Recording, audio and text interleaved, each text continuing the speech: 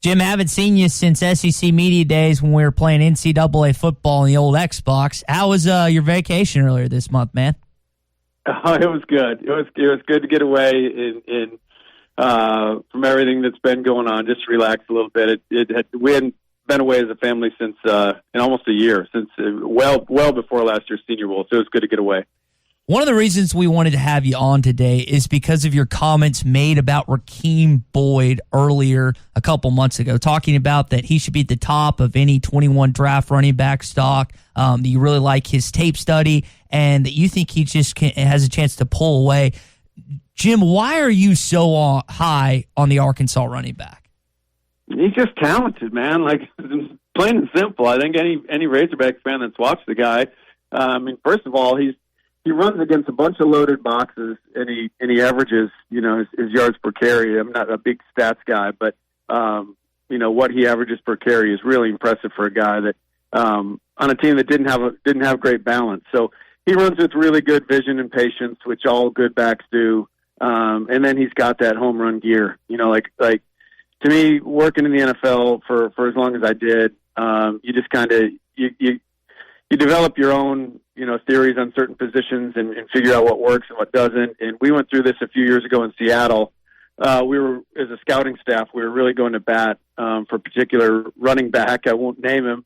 And he didn't run real fast. He ran in the 4.6s. And we went and did a bunch of studies. Our coaching staff was kind of going against this player, and we went back and did all the studies. And you'd be amazed how many awesome running backs at the next level we're ran in the 4.6s coming out. So I do think speed's overrated, but when you have it, it's a huge benefit. I spent 4 years in Kansas City with Jamal Charles, and to see what he can do once he broke through the second level and just ran away from people, that's a huge threat. And Rakeem Boyd has that. And like I said in that post, he's got what I always refer to as easy speed. He doesn't even look like he's straining to run. And he just dusts guys. So, excited to see what he can do. I'm glad they're still hanging on in the SEC and playing football, because I really, really look forward to seeing more Rakeem Boyd. Jim, you mentioned that he had to go up against loaded box a lot of times last season, still put up over 1,100 yards, 8 touchdowns. Under Kendall Briles, how do you think he will be better utilized in 2020? I don't know about better utilized. I mean, a lot of the way people defended Arkansas was a function of what they were doing in the pass game, but I would expect to see something a little more spread out.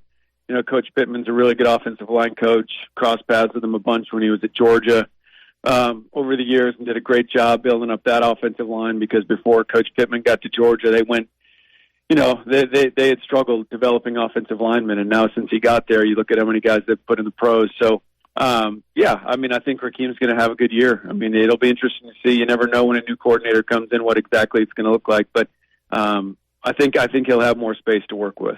Jim, what would be your advice to some of these guys around college football that perhaps could elect to take an extra year that the NCAA is going to grant with eligibility, and there's going to be some decisions that guys have to make? Do they want another year in college football or make the move to professional football and enter the draft? Particularly at running back, when you start looking at age and shelf life and how many hits the body can take, what advice would you have for somebody that might be contemplating that in a few months? Yeah, unfortunately with the running back thing, I mean, it's almost become a one-contract position. So don't have great advice for those guys. Again, the wear and tear is more important than the age, in my opinion. But for any player, I think the key thing moving forward is getting the right information, right? There's so much out there. Unfortunately, a lot of these guys go on social media, they go on Twitter, they go on the internet, and they read certain things about themselves, and they think that's what they are. They need to get an educated opinion from guys in the NFL, and it's a little easier at an SEC level school. I always use the example of Alabama. It's easy for those guys to walk down the hall to Coach Saban's office and ask him, hey, what are your friends in the league saying? Where do they have me? And he can make 4 or 5 phone calls and get a pretty good idea on where the league has a guy. But it's harder for smaller school guys and a group of 5 guys.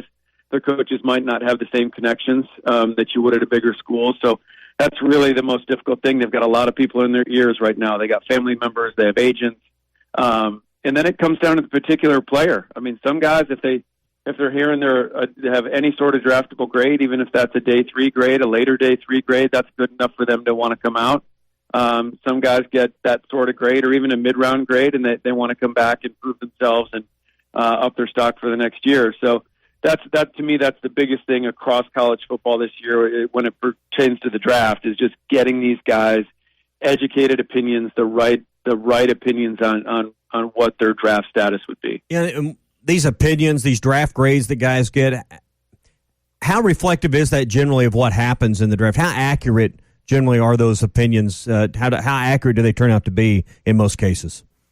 Well, if they're coming from the NFL, they're very accurate. That's one thing we've done the last couple of years since I've been at the Senior Bowl is we'll pick our first 80 to 90 players, and they're pretty easy. Those guys are pretty easy to pick.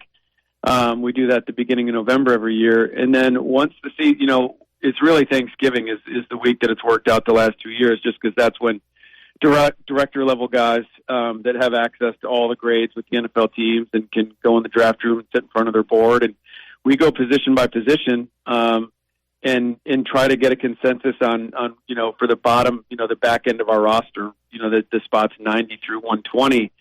And when you do that, when you poll half the league, you get a really good consensus on where the league has a guy. There might be an outlier here or there. One or two teams might have a guy way higher or lower than the rest, but you get a pretty good feel. So again, it's getting the opinions of the people in the league, not anyone in the media, not agents, no one else. You got to go to the teams, and again, you have to have those relationships, because if you don't have those relationships, no one's just going to, come out and tell you, yeah, we've got a 3rd-round grade on this guy. They have to trust you. So that's why it helps to have a guy like Coach Saban or, most of the SEC coaches for that matter, or Big Ten coaches. So that's the hard part for some of these players. They're trying to navigate this thing, and it happens on a yearly basis. They're trying to navigate it, and they don't really have the right information. Talking with Jim Nagy here, Senior Bowl Director on the Morning Rush. Jim, we mentioned Rakeem Boyd. What about Feleipe Franks? That's been a guy that many Arkansas fans have been wondering, what's Arkansas getting with him? I know he's probably going to end up in the Senior Bowl. He's going to be a senior. Just kind of your evaluations on the Arkansas quarterback. Yeah, Feleipe's got to put it all together, right? I've seen him for years down at Florida. Going back to the time when I was in the league. I remember seeing him at practice. He's got all the tools, but he needs to put all those tools together. And it's going to be hard for him. He's transferring. He's in a new system. He's got new teammates. He hasn't been able to work chemistry with his group all off season. I'm sure they've done some things off the field. Let's not kid ourselves.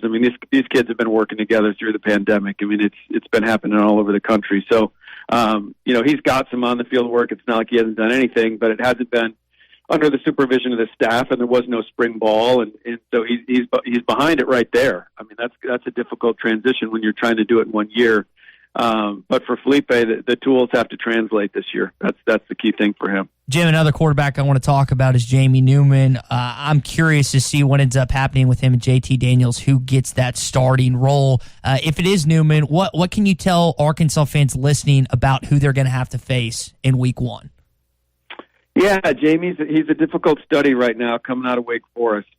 Really good deep ball thrower and a big, strong, athletic guy, and they did a nice job working him around the football. But Wake Forest is a really unorthodox offense, and he's going to a little more of a pro-style system, so it'll make it easier for the NFL to evaluate him. But he, like Feleipe, he's got all the physical tools.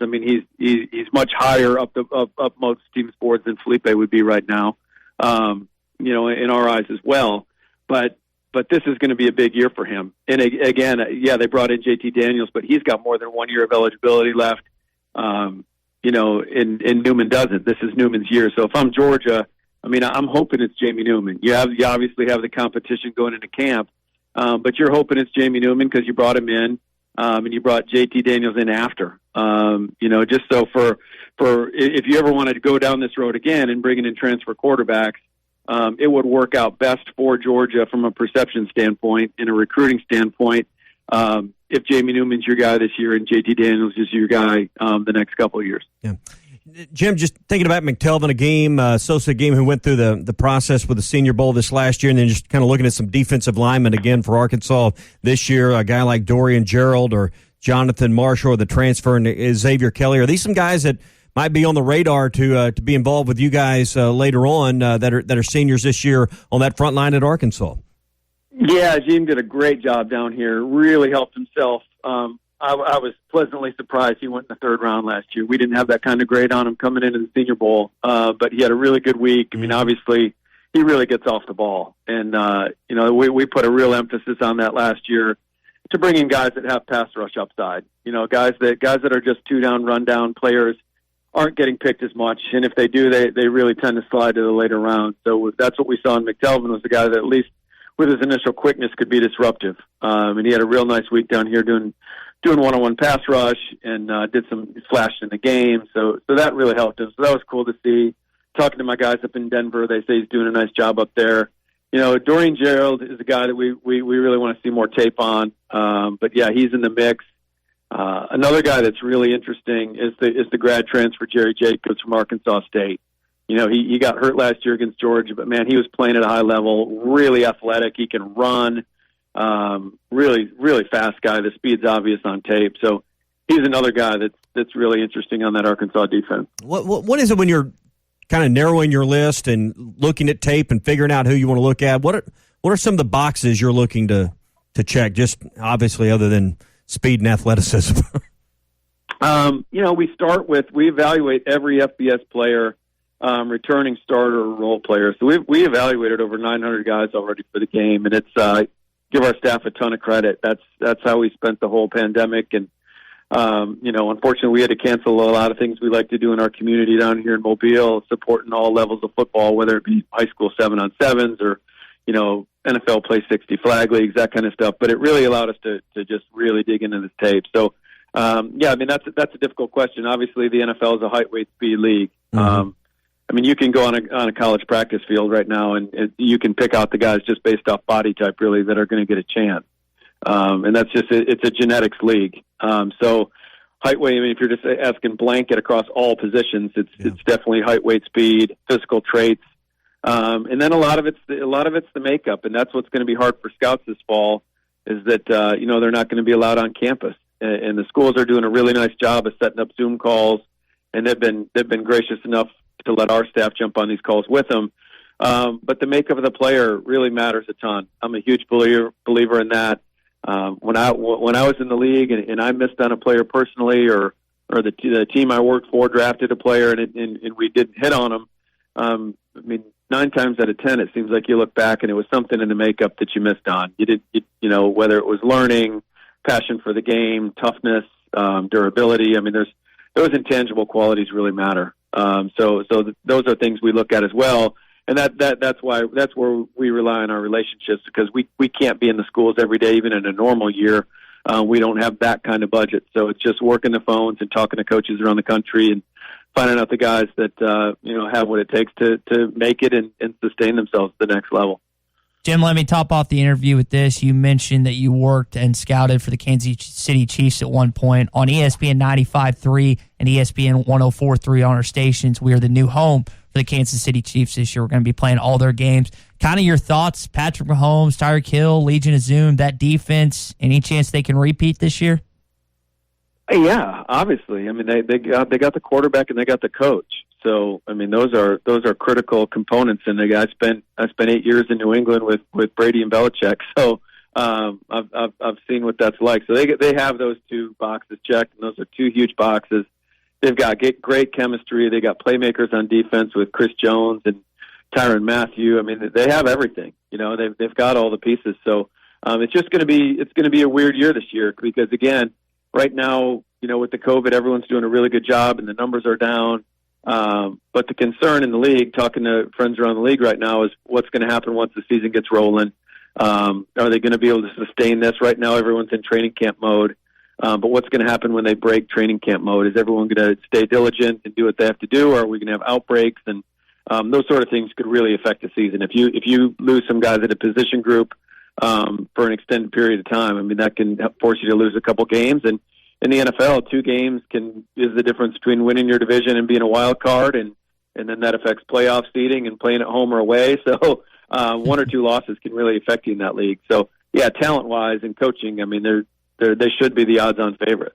Jim Nagy, Senior Bowl Director, also ESPN Draft Analyst. Jim, good to talk to you this morning. Hopefully we can catch up at SEC Media Days in Nashville in 2021, man. Yeah, guys, thanks for having me on. I appreciate it. Absolutely. Really get insight from a guy that knows a lot about the seniors, not only the seniors, but really just college football, NFL. I mean, the fact that he had scouted for, he mentioned, let's see, Seahawks. I'm just going to go on a limb, say that might have been Marshawn Lynch that he was talking about. He talked about Jamal Charles and the Chiefs, and then being around Belichick and Brady. Tommy, that doesn't hurt when it talks about football acumen either. Pretty good list of names right there.